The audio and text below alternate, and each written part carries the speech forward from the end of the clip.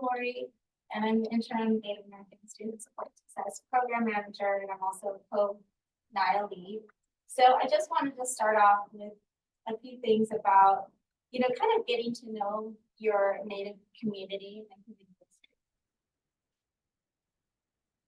So these are just some questions that I thought I could start with.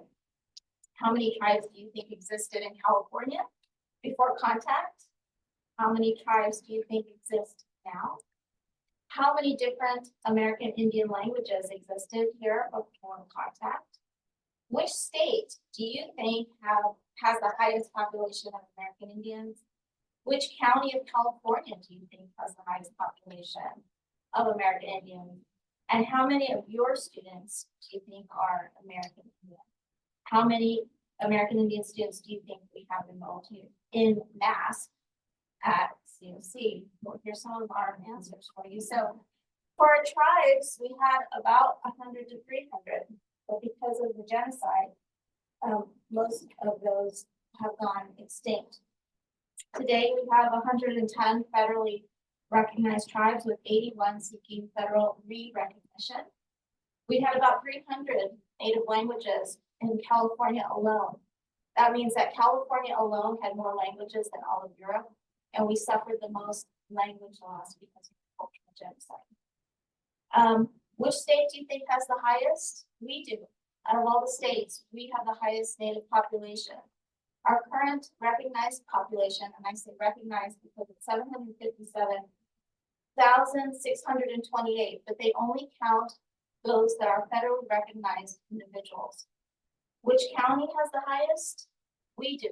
LA County, we have the highest. We have over 1 million in LA alone, in LA County, which is only third behind Hispanic. So it's white, Hispanic, Native American. How many of our students at College of the Canyons?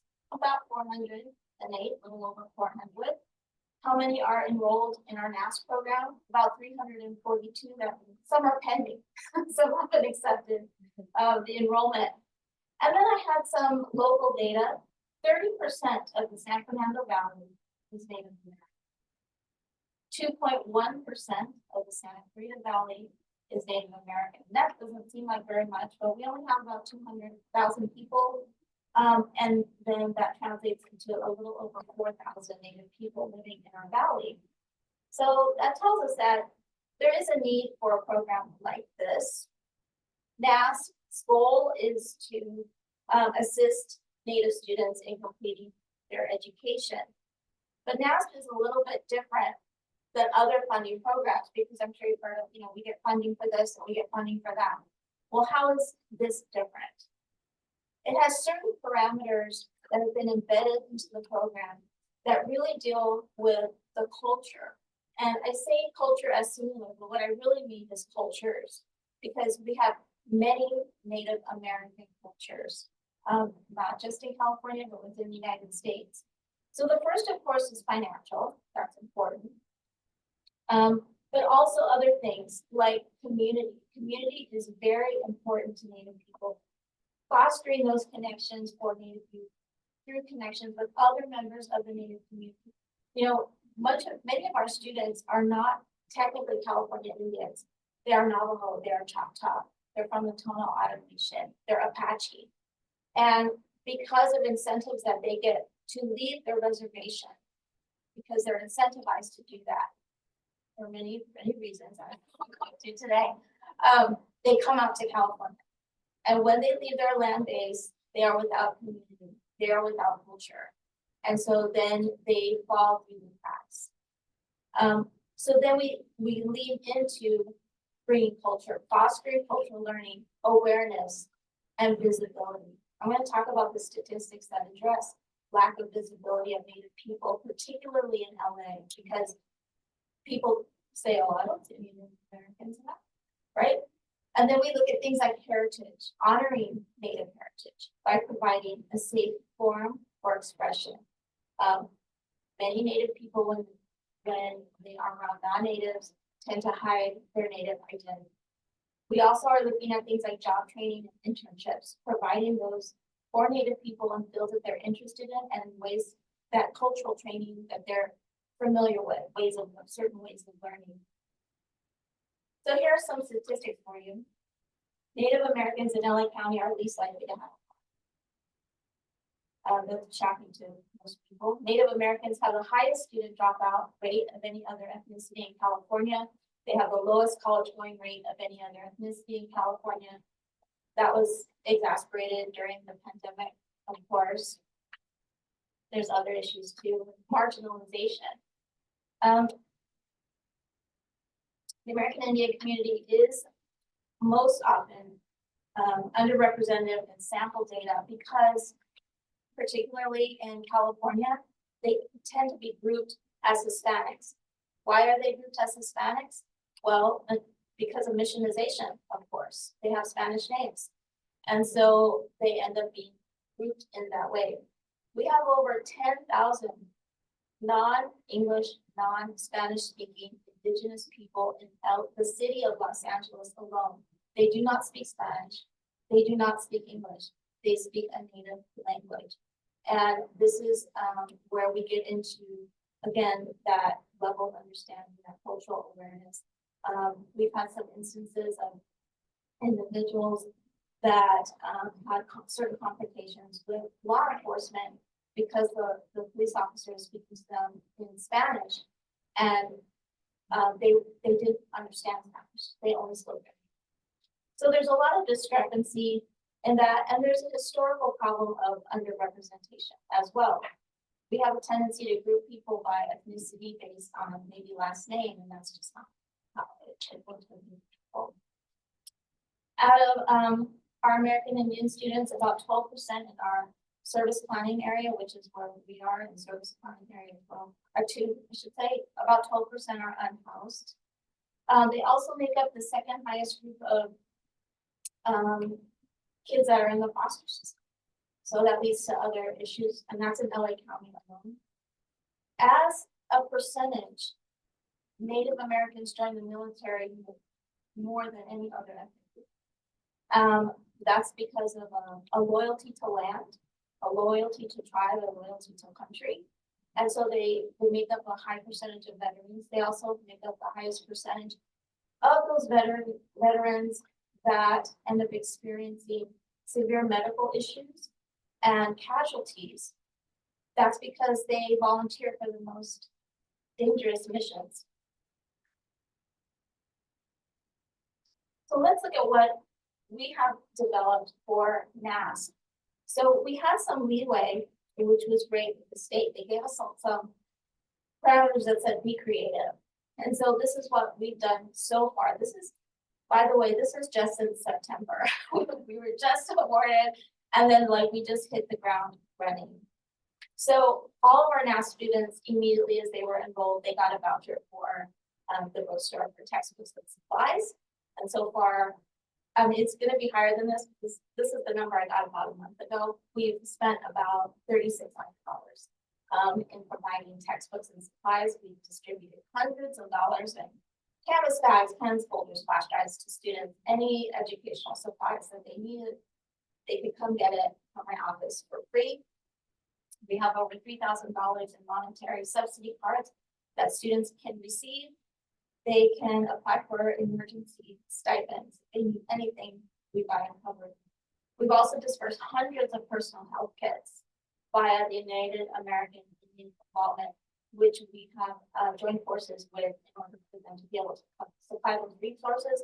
They also have free health care, free dental care, free vision, elder connections, just talking circles, all of those resources. And so they partnered with us to be able to provide that here as well. And they're in downtown Los Angeles. For community, as I mentioned, for people that are disenfranchised from their traditional homelands, this is like a catalyst for whether students will succeed or not. And we've had a presence at the Heart of the West powwow in 2023, just this past fall. And it was a great success. We got so many connections and new enrollment because students were like, wow, there's a place for me. Wow, we didn't know that. We didn't know you had all of this.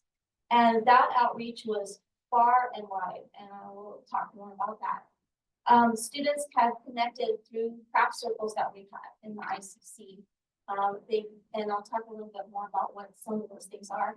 I set up a Canvas shell for them that provides opportunities where, again, if they're not from California, that they can meet up with elders, that they can go to powwows, they can network with other Native people in the community, whether it's job services or language services, or again, UAII. And I also have an Instagram, or and believe me, I'm not on social media at all. Everybody in the ICC knows that. She asked me for a pencil trophy. Like the Like the it's man. not, okay, so. All right, but so for me to have that, it's important for me. Okay. But also culture. I think it's important to foster cultural awareness and learning and visibility for the campus community. Again, it's one of those things where Native students have tended to be a bit invisible as a presence on the campus. And I think this is where, we can increase their visibility. So we've had traditional dance performances on campus. I'm currently doing the Native literary series of Ishi into Worlds, which is, you don't have to read it if you don't want to. I do have 3 books that I brought today, if anyone would like to take one. But it's really a great introduction that provides a foundation of knowledge for where Native people are coming from today. Not that they're relegated to the past, but learn what happened to them, how they've been marginalized, and where do we go from here. We've had guest speakers. We've had Marcus Senor, who's the vice president of the Tommy Mission Indians.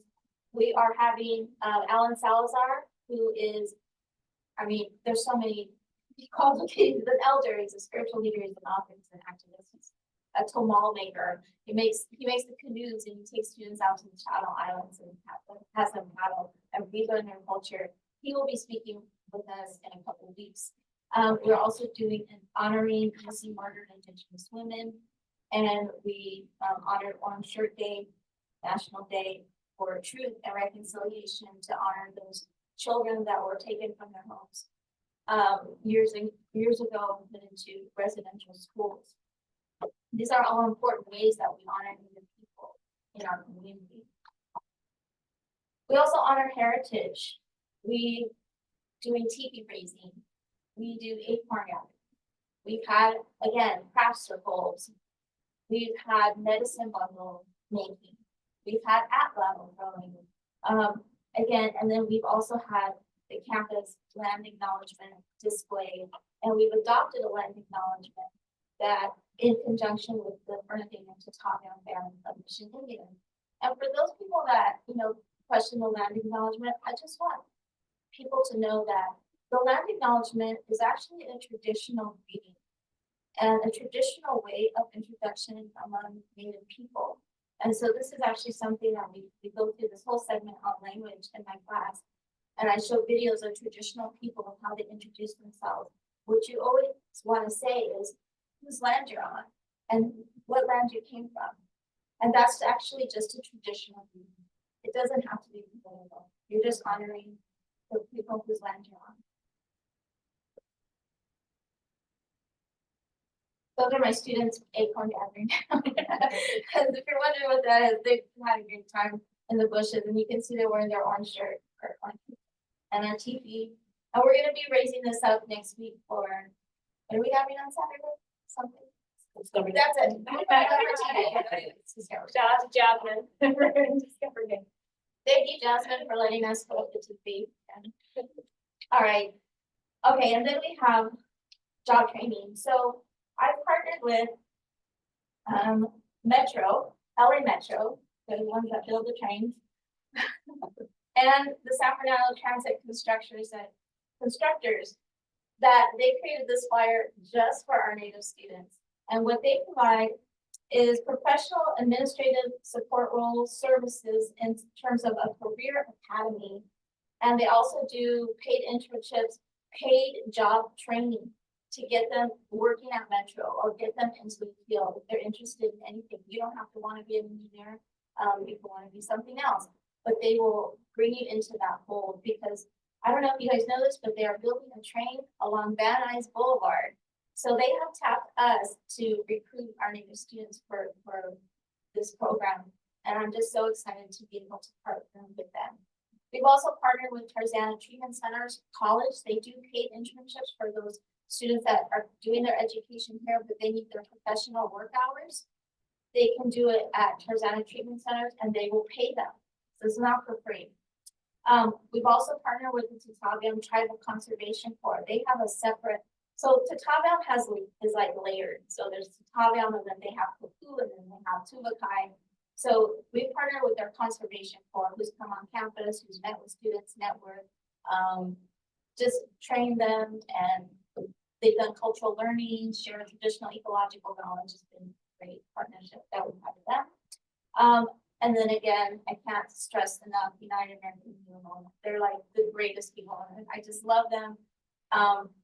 We're gonna have a long working relationship with them. They've been on campus as well. And they'll bring me like hundreds of health kits, personal health kits, and I've been distributing those as well. So just lots of wonderful partnerships. This is all their logos. Oh, and SafeLink Wireless, they came to our Native Pathways resource fairs. We had 2 of these. They were a great success. SafeLink provides, you might be aware, they provide like free cell phones and things like that. And so we had a lot of students sign up for that as well. Just a lot of services that we've been able to target this demographic. This is our great flyer here.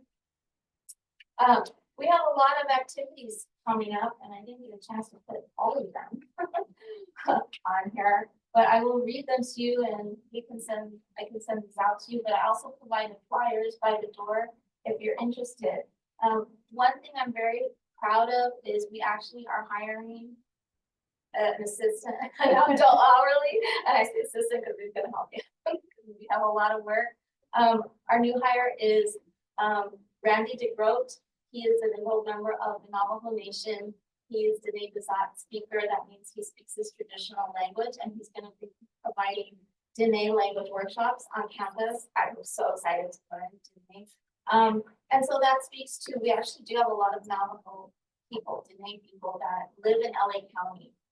There's lots of reasons for that, again, but he was so excited. He asked to join us. He said, you guys have a great program.